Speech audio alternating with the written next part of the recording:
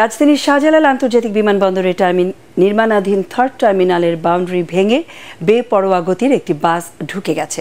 এতে ঘটনাস্থলে নিহত হয়েছেন সিভিল এভিয়েশনের সিনিয়র উপসহকারী প্রকৌশলী মইদুল ইসলাম সিদ্দিকী।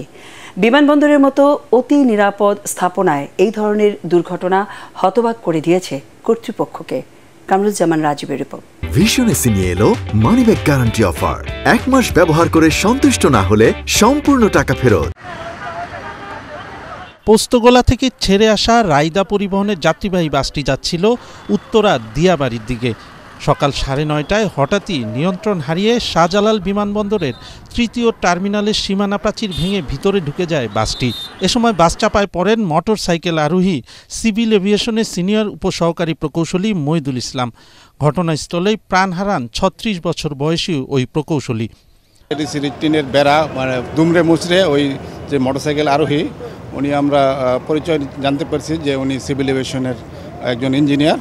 তো ওনাকে সহ দুমড়ে মুচড়ে ভিতরে ঢুকে পড়ে যায়। তো পাশাপাশি বাসেরও কিছু যাত্রী ছিল, তারা হালকা পাতলা ইনজুর্ড হয়। তো পরবর্তীতে আমরা দ্রুত সংবাদ পেয়ে ঘটনাস্থলে এসে ওই ভিকটিমকে আমরা হাসপাতালে নিয়ে যাই, কুর্মিটোলা হাসপাতালে। হাসপাতালে যাওয়ার পথে সে মারা যায়। দুর্ঘটনার পরই ঘটনাস্থল থেকে পালিয়ে যায় গাড়ির চালক ও হেলপার। প্রাথমিক তদন্তের পর পুলিশ জানায় চালকের নিয়ন্ত্রণহীন বেপরোয়া গতির কারণেই দুর্ঘটনাটি ঘটে। এ ঘটনায় বাসের যাত্রীদের কেউ গুরুতর আহত হয়নি। ঘাতক চালককে ধরার চেষ্টা চলছে বলে জানিয়েছে পুলিশ। চালকের এবং ওই রাইডার যে মানে যারা কর্তৃপক্ষ আছে তাদের সাথে আমরা কথা বলে আমরা তাদেরকে ধরার চেষ্টা করতেছি। আমাদের এই বিষয়ে মামলা প্রক্রিয়াধীন আছে। ভিশন এসি নিয়ে এলো মানিব্যাগ গ্যারান্টি অফার।